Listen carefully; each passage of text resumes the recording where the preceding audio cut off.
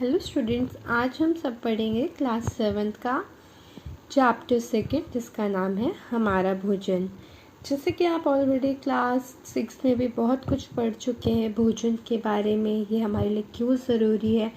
तो मैं आपको एक बार फिर से रिकॉल करा दूं कि जो भोजन है वह मनुष्य के लिए मूल आवश्यकता है। ठीक है, ऐसी चीज़ जिसके बिना वो जीवन नहीं जी सकता। भोजन हमारे शरीर के लिए बहुत ज़रूरी है। 3 चीज़ें बोलते हैं ना, रोटी, कपड़ा और मकान। ठीक है, तो रोटी यानी भोजन, भोजन बहुत ज़रूरी है। तो आज हम पढ़ेंगे आहार आयोजन। आहार आयोजन क्या होता है, तो स्टार्ट करते हैं। हम प्रायः दिन में 4 बार भोजन करते हैं। ठीक है, जैसे कि इसने बोला है कि हम 4 बार खाते हैं। एक तो हमारा हो गया सुबह का नाश्ता, ठीक है, ब्रेकफास्ट, उसके बाद लंच हो गया, फिर हमारा इवनिंग स्नैक हो गया जो कि हम शाम की चाय कहते हैं, 4 या 5 बजे, जितने बजे भी आपके घर करी जाए। उसके बाद हमारा फाइनल होता है डिनर। ओके, समय के अनुसार जो हम एक बार में पेट भर कर खाते हैं उसे आहार कहते हैं। तो मतलब समय के अनुसार जो भी ये 4 तरह के समय है जिसके अनुसार हम एक बार में जिसे हम पेट भर के खाते हैं उसी को हम आहार कहते हैं। प्रत्येक व्यक्ति मनपसंद और स्वादिष्ट भोजन खाना चाहता है। अब बच्चों, ये तो सभी को पता है कि हर बच्चे को चाहिए कि उसे उसकी फेवरेट डिश मिले, उसको जो चीज़ें पसंद हैं, जो भोजन स्वादिष्ट लगता है वो खाए, है ना। किसी बच्चे को छोले भटूरे पसंद है तो जैसे ही वो स्कूल से घर जाते थे तो वो सोचते थे यार घर पे छोले भटूरे हो या राजमा चावल हो, कढ़ी चावल हो। तो आप जैसे देखते हैं कि घर जाके आपकी फेवरेट डिश बनी है तो उस दिन तो हो सकता है आप ज़्यादा भी खा ले और आप बहुत प्रसन्न होके खाते हैं। इसका उत्तरदायित्व गृहिणी पर होता है। ठीक है, जो आपकी मदर हैं, जो खाना बनाती हैं, उनके ऊपर होता है कि वो किस तरीके से खाना बना रही हैं। ओके, इस उत्तरदायित्व को निभाने के लिए आवश्यक है कि वह आहार आयोजन कर ले। अब इसके लिए बहुत ज़रूरी है आहार आयोजन करें वो, जिसके बारे में हम आगे पढ़ते हैं। आहार आयोजन करने का अभिप्राय यह है कि गृहिणी को आने वाले कुछ दिनों के प्रत्येक समय के भोजन का पूर्ण ज्ञान हो। सिंपल बच्चों, आहार आयोजन मतलब है, अभिप्राय मतलब इसका मतलब यह है कि जो गृहिणी है, जो आपकी मम्मी है, उनको आने वाले जो दिन है, ठीक है, आपका एक सप्ताह है, उसके अनुसार वो पहले ही डिसाइड कर लें कि वो किस टाइम क्या खाना बनाएंगी। आहार आयोजन इस तरह करना चाहिए कि सारे दिन अथवा सप्ताह के भोजन में जहाँ तक हो सके भोज्य पदार्थ भिन्न भिन्न हो। और जो ये आहार आयोजन करें हम, जो भी आपकी मदद करे डिसाइड, वो इस तरीके का होना चाहिए कि जो भी आपके स्लॉट्स हैं, ठीक है, 4 स्लॉट होते हैं, 4 बार आप खाना खाते हो तो उसमें जो भोजन है वो भिन्न भिन्न प्रकार का हो, उसमें डिफरेंसेस होने चाहिए, वैरायटी होनी चाहिए, नहीं कि वो सेम है। एक जैसा खाना खा के तो सभी बोर हो जाते हैं।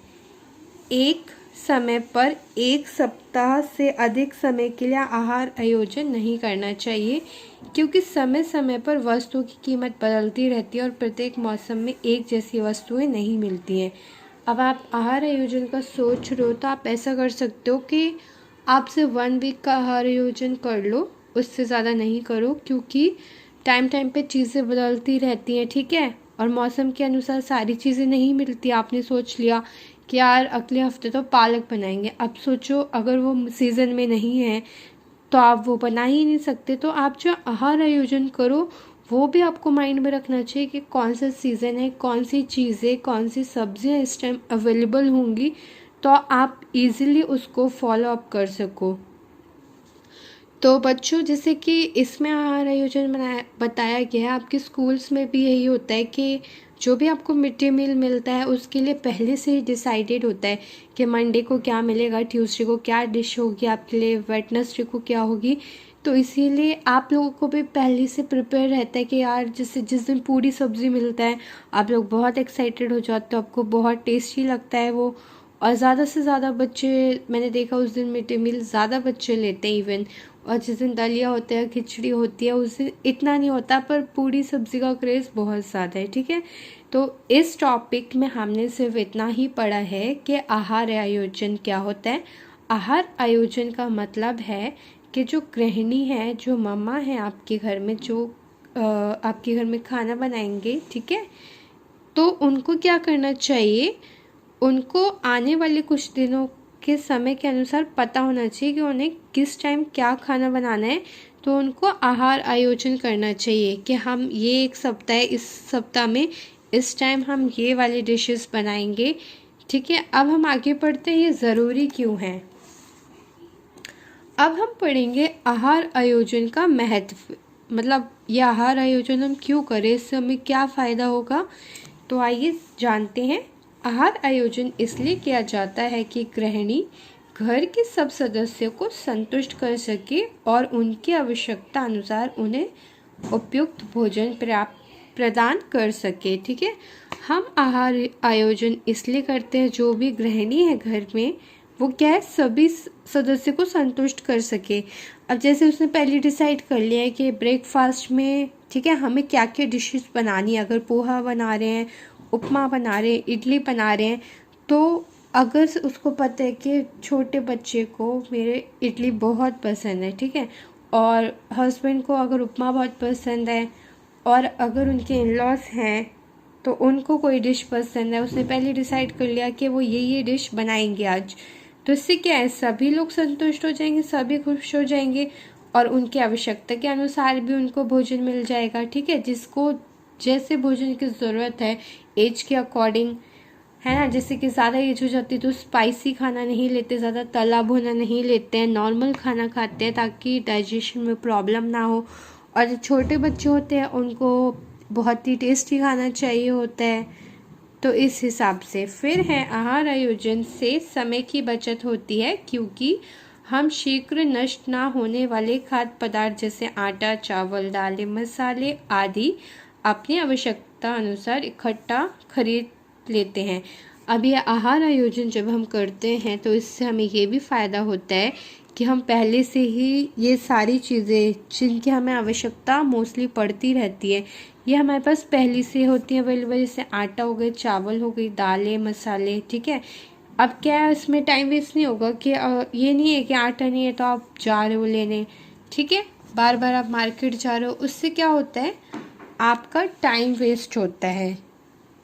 तो ये बहुत अच्छा पॉइंट है। आहार आयोजन से धन की बचत होती है, क्योंकि अधिक मात्रा में वस्तुएं खरीदने से सस्ती मिलती हैं और उन्हें लाने के लिए एक ही बार किराया खर्च होता है, ठीक है। अब जब बहुत बल्क में आप चीज़ें लेते हैं, आप जब घर का राशन लेते हैं बच्चों, तो क्या होता है, एक साथ जब लेते हैं तो हमें कुछ डिस्काउंट भी मिल जाता है, कुछ चीज़ों पे पैसे कम हो जाते हैं, कुछ चीज़ें फ्री भी मिल जाती हैं, एक के साथ एक फ्री ऑफर चल रहा है, ऐसा भी होता है। तो इससे क्या होगा, हमारा और किराया भी बचता है कि अगर आप एक ही बार में सारा सामान लाएंगे, आपको बार बार नहीं जाना पड़ेगा शॉप पे, जिससे कि आपके पैसे बचेंगे। फिर है आहार आयोजन करने का एक कारण यह भी है कि हमें बार बार वस्तु खरीदने के लिए बाजार जाने में शक्ति व्यर्थ नष्ट नहीं करनी पड़ती है। इससे गृहिणी को खाना बनाने और परोसने के लिए काफ़ी समय मिल जाता है, जिससे समस्त कार्य शांतिपूर्वक संपन्न हो जाते हैं। अब बच्चों, आपने देखा होगा ये पॉइंट भी बहुत अच्छा है कि अगर आप आहार आयोजन करते हो, आपने लिस्ट बना ली, उस हिसाब से आप सामान लाए, आपका टाइम बचा, आपके पैसे बचे। और इस पॉइंट में है कि आपकी शक्ति बच जाती है। आपने फील करा होगा कभी आपको मम्मा बोलती चावल ले आओ, ठीक है, और वो लिस्ट में लिखना भूल गई कि हल्दी ख़त्म हो गई है। जब आप घर आते हो फिर बोलती है यार गुड़िया हल्दी भी ले आओ, तो आप जाके फिर हल्दी लेके आते हो। अब इसमें क्या है, आपका टाइम भी वेस्ट हो रहा है, एनर्जी भी वेस्ट हो रही है। एक बार की वजह आप 2 बार जा रहे हो और आप थक भी जाते हो और मना भी नहीं कर सकते। तो आई होप बच्चों आपको ये टॉपिक समझ आया होगा। Thank you.